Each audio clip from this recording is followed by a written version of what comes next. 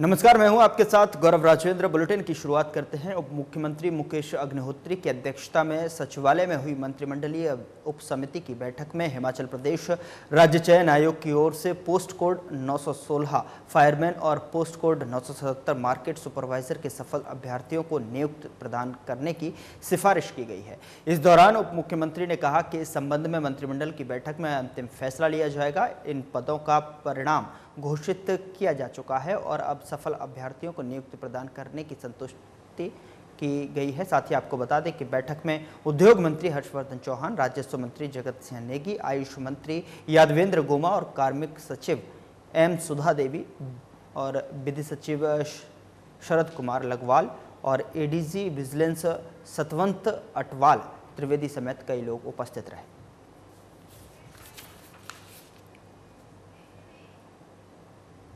उधर भारतीय विमानपत्तन प्राधिकरण की ओर से कांगड़ा हवाई अड्डा सलाहकार समिति की बैठक धर्मशाला सचिवालय भवन में आयोजित की गई। इसकी अध्यक्षता कांगड़ा चंबा सांसद डॉक्टर राजीव भारद्वाज ने की।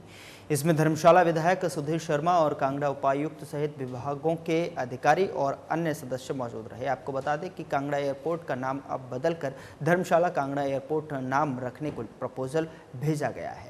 साथ ही आपको बता दें कि उक्त एयरपोर्ट को कांगड़ा और गगल के नाम से जाना जाता है, जबकि टिकट में धर्मशाला लिखा हुआ आता है। ऐसे में पर्यटकों को भी परेशानियां झेलनी पड़ती हैं। ऐसे में अब धर्मशाला कांगड़ा एयरपोर्ट नाम किए जाने को सहमति बनकर प्रपोजल स्टेट भेजा गया है। आपको बता दें कि जिसके बाद सेंटर को भेजा जाएगा। नए क्षेत्रों में उड़ान जोड़ने के लिए संदर्भ में बातचीत करते हुए सांसद राजीव ने कहा कि अमृतसर को उड़ान की तैयारी है और ऐसे में इसके लिए केंद्रीय मंत्री से बात करने की बात रखी है। अभी तक शिमला और कुल्लू से चल रही हैं और शिमला से धर्मशाला भी कनेक्ट कर दिया गया है। रेजोल्यूशन तो बहुत पहले चला गया है। कांगड़ा एयरपोर्ट का नाम बदलने के लिए पिछली बैठक में भी रेजोल्यूट कर दिया गया था, लेकिन एक्शन टेकन रिपोर्ट में मैं देख रहा था कि भी कुछ हुआ नहीं है। लेकिन डायरेक्टर जो है हमारे एयरपोर्ट अथॉरिटी और आदरणीय डीसी साहब, इन्होंने कह दिया कि उन्होंने ये मामला जो है ये पहले जाएगा स्टेट गवर्नमेंट के पास। स्टेट कैबिनेट जो है इसका निर्णय करेंगे। स्टेट कैबिनेट अपने इस निर्णय को केंद्र तक लेके जाएगी, केंद्र कैबिनेट फिर इसके ऊपर निर्णय करेगी। तो मैं ये प्रार्थना करता हूँ और हमने निर्णय भी किया, हमारे 2 विधायक यहाँ हैं, ये और आदरणीय डीसी साहब इस बात को टेकअप करेंगे हिमाचल सरकार के साथ। उधर शिमला के आयुर्वेदिक अस्पताल में रोगी कल्याण समिति की अहम बैठक का आयोजन किया गया और जिसकी अध्यक्षता कैबिनेट मंत्री यादवेंद्र गोमा ने की। और आपको बता दें कि बैठक से पहले आयुष मंत्री यादवेंद्र गोमा ने छोटा शिमला स्थित आयुर्वेदिक अस्पताल का निरीक्षण भी किया, यहां उपचाराधीन मरीजों से बात की। और बता दें कि बैठक के बाद कैबिनेट मंत्री ने बैठक की जानकारी साझा की। उन्होंने कहा कि यहां की समस्याओं का जल्द निदान करेंगे। आम जनता को सरकारी योजना का लाभ पहुंचाना सुख सरकार का ध्येय है। और साथ ही कहा कि पंचकर्मा पर ज़्यादा ध्यान दिया जाएगा और रेट्स भी फिक्स करेंगे ताकि लोगों को बाहरी राज्यों में न जाना पड़े। इसी के साथ कहा कि आयुर्वेदिक अस्पताल शिमला पपरोला में वेलनेस पंचकर्मा केंद्र खोले जाएंगे। हमारे इंस्टीट्यूशन चलेंगे तो किस तरह से इसका आउटकम आता है वो तो बाद में पता लगेगा, लेकिन हम प्रयास करेंगे कि अगर इसका रिजल्ट हमारी स्टेट में अच्छा आता है तो जो है इसको हम धीरे धीरे करके जो है डिस्ट्रिक्ट लेवल हॉस्पिटल्स में भी जो है आने वाले समय में जो है वो शुरू करेंगे। इसके साथ साथ अगर आपने पीछे देखा होगा कि आयुष विभाग के द्वारा जो है पूरी स्टेट में अश्वगंधा कैंपेन जो है वो हमने शुरू किया था, जिसकी शुरुआत हमने जोगिंद्रनगर से की थी और लगभग पूरे प्रदेश में 80,000 के करीब मेडिसिनल प्लांट जो है हमने प्रदेश में जो है वो डिस्ट्रीब्यूट किए हैं। और साथ में हमारे पास एक 2 अक्टूबर से जो है योग सर्वोदय प्रोग्राम जो है आयुष विभाग ने जो है वो शुरुआत की है, जिसके अंतर्गत पूरे प्रदेश में जो योगा गाइड हैं वो 33 चिन्हित स्थानों पर जो है वहाँ पर जो है वो योग प्रशिक्षण दे रहे हैं। उधर शिमला के बचत भवन में राष्ट्रीय सफाई कर्मचारी आयोग की बैठक का आयोजन किया गया और इस बैठक की अध्यक्षता राष्ट्रीय सफाई कर्मचारी आयोग भारत सरकार की उपाध्यक्ष अंजना पंवार ने की। और आपको बता दें कि इस बैठक में हाथ से मैला उठाने वाले कर्मियों के नियोजन प्रतिषेध और उनका पुनर्वास अधिनियम 2013 के अंतर्गत प्रगति कार्यों की समीक्षा की गई।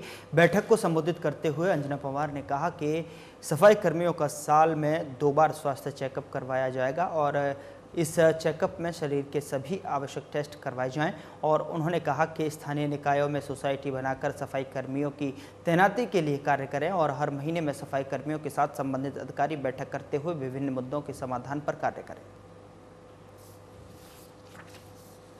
राष्ट्रीय सफाई कर्मचारी आयोग जो होता है वो देश के हर राज्यों में जाता है। मैनुअल स्क्वेंजर्स, सफाई कर्मचारी और उनके जितने भी आश्रित हैं उनका हम आर्थिक, उनका सामाजिक एवं उनका शैक्षणिक पुनर्वास कैसे किया जा सकता है इसका अध्ययन करने के लिए जाते हैं और आज उसी संदर्भ में यहाँ पर बैठक ली गई। देखिए, सफाई कर्मचारी वर्ग जो है वो हमारे देश के प्रधानमंत्री जी द्वारा भी उनको बहुत सम्मानित किया जाता है और इसका उदाहरण आपको देखने को मिला होगा कि जो स्वच्छ भारत मिशन की शुरुआत जब उन्होंने अपने सर्वोच्च पद के जब शुरुआत करी थी तब से की है और वो जानते हैं कि सफाई कर्मचारी के बिना जो हमारा जो ये स्वच्छता मिशन है वो पूरा नहीं हो सकता। इसके अलावा उन्होंने इनके काम से खुश होकर इनको सम्मानित किया। खबर शिमला से है, जहां पूर्व कर्मचारी नेता गोपाल दास वर्मा ने सरकार पर निशाना साधा है। उन्होंने कहा है कि मंत्री राजेश धर्माणी की वजह से वर्तमान सरकार का पतन होगा। वहीं कहा कि कर्मचारियों के खिलाफ विधानसभा के माध्यम से प्रिविलेज मोशन लाना सरकार गलत है, सरासर लगातार गलत बताया। और इसी के साथ ही पूर्व कर्मचारी नेता गोपाल दास वर्मा ने कहा कि सुखू सरकार में मंत्री मुख्यमंत्री की भी नहीं सुनते हैं। उनका कहना है कि कर्मचारियों को 4% डीए देकर सरकार ने ऊंट के मुंह में जीरा देने का काम किया है। हिमाचल प्रदेश के अंदर कर्मचारी पेंशनरों में जो है आज एक अहम मुद्दा बन चुका है। वो मुद्दा है प्रिविलेज मोशन। सचिवालय के कर्मचारी नेताओं पे जो है सरकार ने प्रिविलेज मोशन लाया है और राजेश धर्माणी जो मंत्री है उन्होंने स्पीकर को लिख के दिया कि इनके खिलाफ जो है प्रिविलेज मोशन लाया जाए। तो मैं ये समझता हूँ कि राजेश धर्माणी की वजह से ये सरकार का पतन हो जाएगा। इसलिए पतन होगा कि हिमाचल प्रदेश के अंदर कर्मचारी पेंशन से आज तक जो भी सरकारें टकराई वो ध्वस्त हो गई। और आप देखिए कि जो सचिवालय के कर्मचारी नेता हैं उन्होंने राजेश धर्माणी के खिलाफ कुछ नहीं बोला। उन्होंने ये बातें उठाई, मुद्दे उठाए कि भैया हमारी जो मांगे हैं वो मानी नहीं जा रही है, हमारे को एरियर दे दो, हमारे को डीए दे दो, हमारे को दूसरी जो मांगे सचिवालय की है वो दे दो। उधर कांग्रेस के सुरजीत चौधरी बद्दी नगर परिषद के सर्वसम्मति से अध्यक्ष चुने गए और इस चुनाव में बीजेपी के चारों पार्षदों ने हिस्सा लिया। बता दें कि नालागढ़ के बाद बद्दी में आपस में हुए समझौते के आधार पर नया अध्यक्ष बनाया गया है। बता दें कि एसडीएम विवेक महाजन ने मंगलवार दोपहर बाद 3:15 बजे चुनाव के लिए बैठक बुलाई थी। इस बैठक में कांग्रेस सभी 5 पार्षद और विधायक राम कुमार मौजूद रहे। ये दूसरी बैठक थी, इसमें कोरम की जरूरत नहीं थी। कांग्रेस के सुरजीत चौधरी, तरसेम लाल मोहनलाल और अजमेर कौर मोहनलाल निर्धारित समय पर बैठक में आ गए थे और कांग्रेस का बहुमत होते ही देख बीजेपी के पार्षदों ने बैठक में हिस्सा नहीं लिया। बैठक में वार्ड 9 के पार्षद सुरजीत चौधरी को सभी ने एक मत से अध्यक्ष बनाने का प्रस्ताव रखा, जिस पर एसडीएम विवेक महाजन ने सुरजीत चौधरी को अध्यक्ष चुना गया। आज हमारे तरसेम चौधरी जी का सवा वर्ष हो गया था, तो इन दोनों ने आपस में जो फैसला किया था उसके मुताबिक इन्होंने रिजाइन करके तो इनको अनपोज जो है सुरजीत जी को चेयरमैन जो घोषित किया गया है और 5 मेंबर और छठा मैं भी मेंबर हूँ उसका।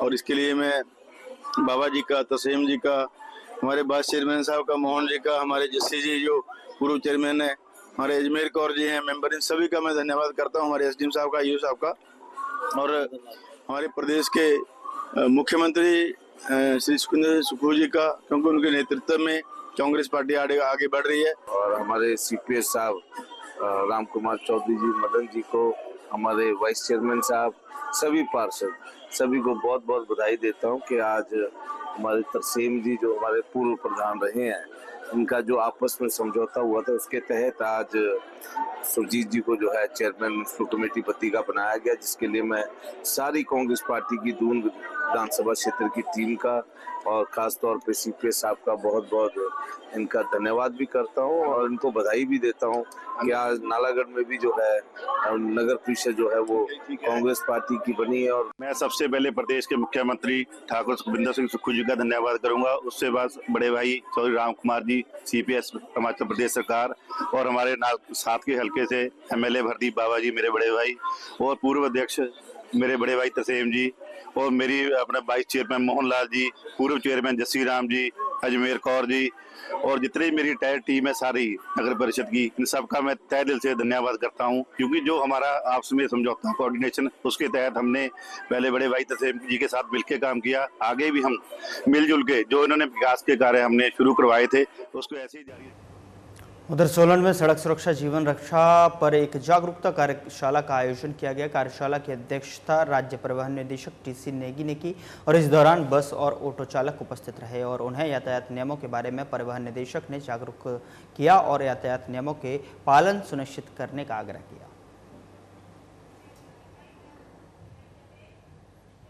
फिलहाल बुलेटिन में इतना ही। नमस्कार।